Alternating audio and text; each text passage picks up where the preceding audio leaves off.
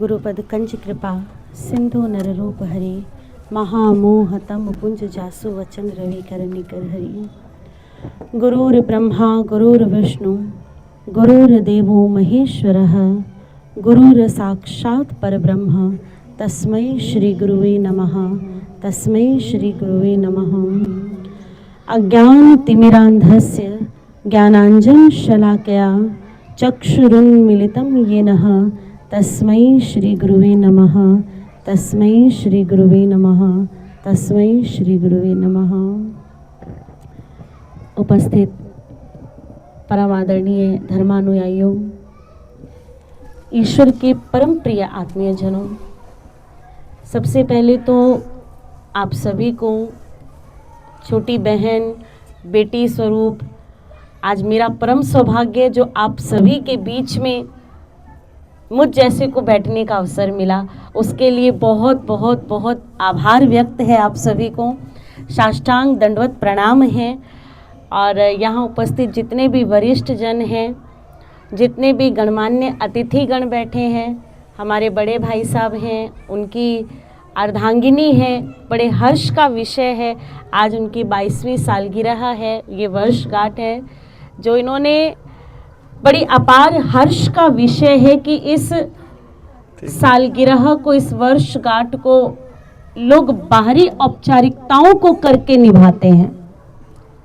जहाँ बाहर के कार्यक्रम होते हैं, बाहर होटल में जाता है लोग, बहुत सारे काम करता है, कुछ अच्छा कुछ बुरा, परंतु आज इनके पूर्वजों का आशीर्वाद इन पर, इनके वरिष्ठ जनों का आशीर्वाद, मातृ पितृ देवो भव की इस उक्ति को अपने जीवन में उतारते हुए आज सभी जितने भी इनके बंधु बांधव मित्रगण हैं, उन सभी के मार्गदर्शन को प्राप्त करते हुए अगर भाई साहब के मन में इतना सुंदर दिन श्री जानकी जी की महिमा को गाने में, श्री राम जी की महिमा को जन जन तक पहुंचाने में और श्री किशोरी जी की कृपा को, मैं तो कृपा ही कहूँगी, महिमा तो बहुत बड़ा शब्द है, कृपामयी है, करुणामयी है, ममतामयी है।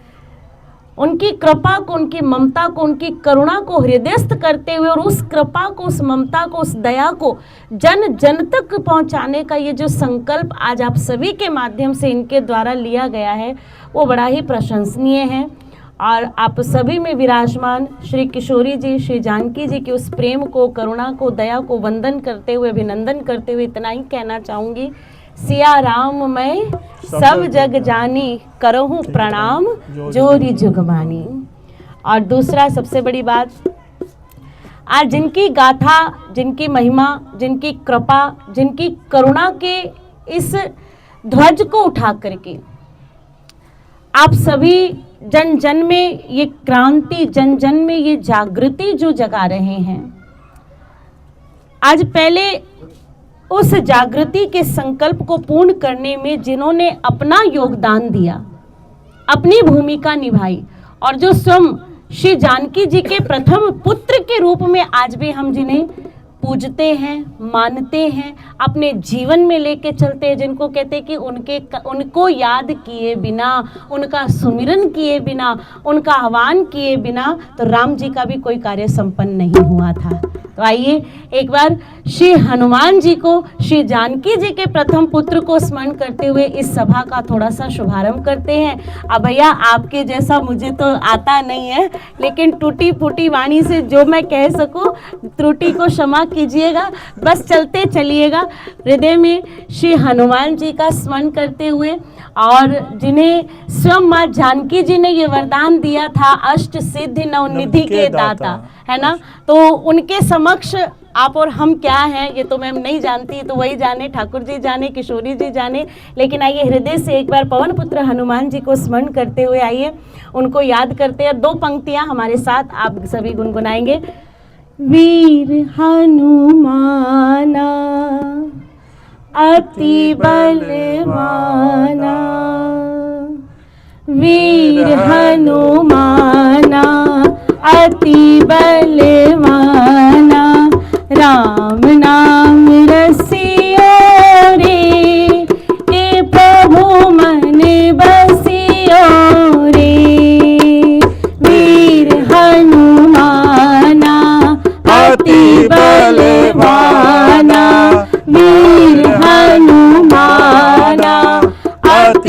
बलवाना, राम नाम रसियो रे, कि प्रभु मन बसियो रे।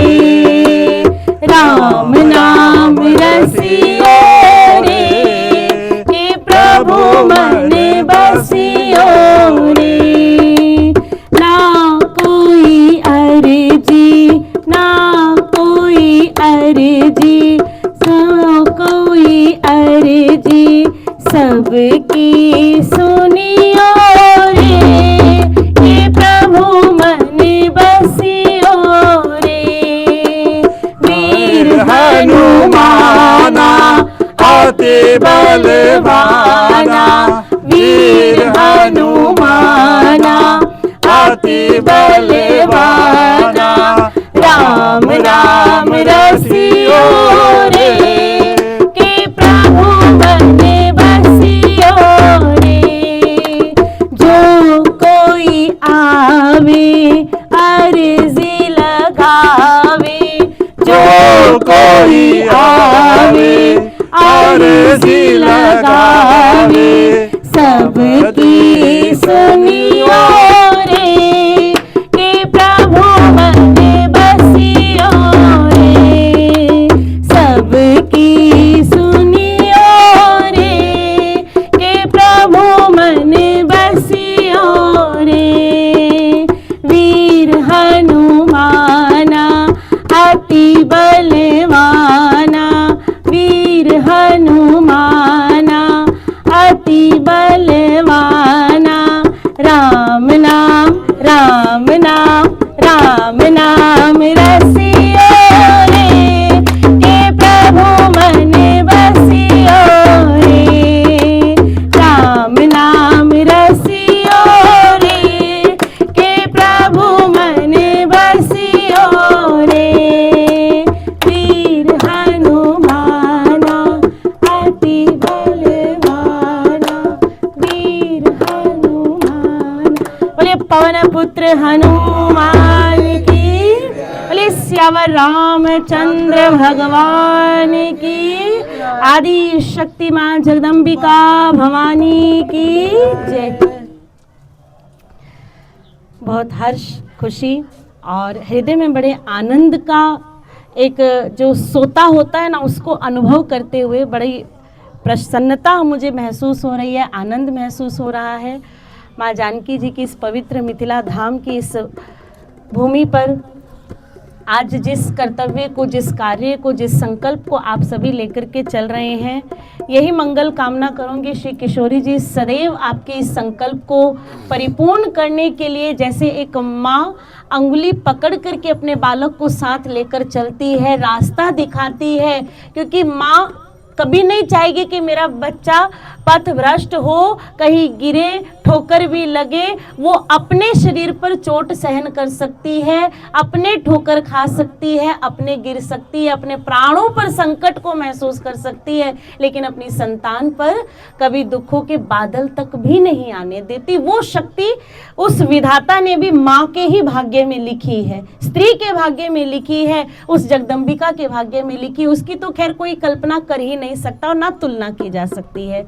और दूसरी बात, आदरणीय संत शिरोमणि श्री गोस्वामी तुलसीदास जी ने, जिन्होंने अपनी तुलिका से, अपनी कलम से, अपनी रचना से, अपने भाव से, अपने मनोभाव से आज श्री जानकी जी की महिमा को, प्रभु श्री राम जी के जीवन की महिमा को, जिस श्री रामचरितमानस जी के माध्यम से हमारे सामने रखा, यदि विश्वास मानिए, यदि उस साहित्य को, उस श्री रामचरितमानस जी का पठन, पाठन, अध्ययन यदि हर व्यक्ति अपने घर में करना शुरू कर दे सज्जनों, तो मेरा व्यक्तिगत विचार है कि समाज की ये जो तस्वीर बिगड़ रही है ना, शायद इसका रूप धीरे धीरे सुधरना शुरू हो जाए, मात्र अध्ययन करने से।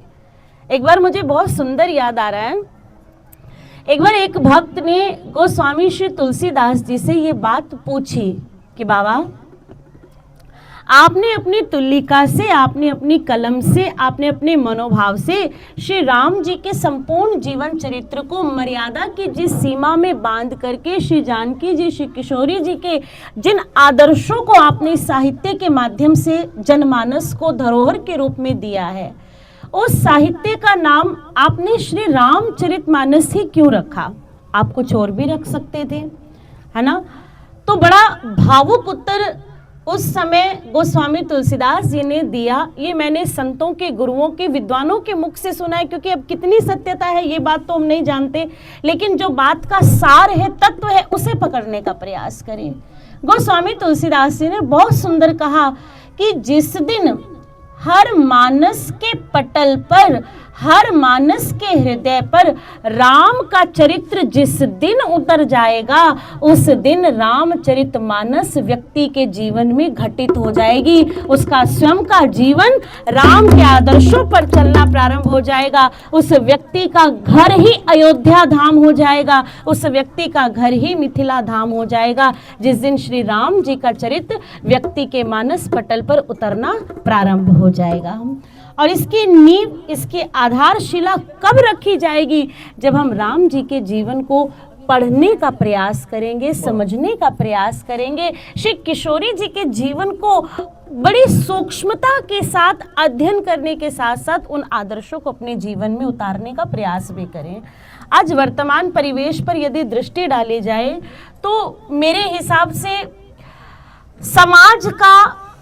समाज की कोई ऐसी समस्या, समाज की कोई ऐसी विकृति, समाज की कोई ऐसी परेशानी, या अगर मैं ये कहूँ कि रिश्तों को किस प्रकार समेट कर रखना है, सहेज कर रखना है, रिश्तों की कैसे पालना पोषणा करनी है, यदि वो कोई ग्रंथ, कोई साहित्य हमें सिखा रहा है तो वो श्री रामचरितमानस ही है। एक आदर्श पत्नी की जहाँ श्री किशोरी जी ने भूमिका निभाई, एक आदर्श पुत्री की भी भूमिका निभाई, एक आदर्श स्त्री की भी भूमिका निभाई, एक आदर्श माँ की भी भूमिका निभाई। आज दोष प्रत्यारोपण करना, अंगुली उठाना, तर्क वितर्क करना, ये बड़ी सरल बात है, बड़ी साधारण बात है, कोई भी कर सकता है, कहीं कोई दो राय नहीं है। मैं गलत तू गलत, मैं सही तू गलत, इसमें तो सारा संसार उलझा हुआ है। लेकिन आप और हम जो स्वयं को सनातनी कहते हैं, इस धर्म के पथ पर चलने के लिए भगवान ने हमें इस धरती पर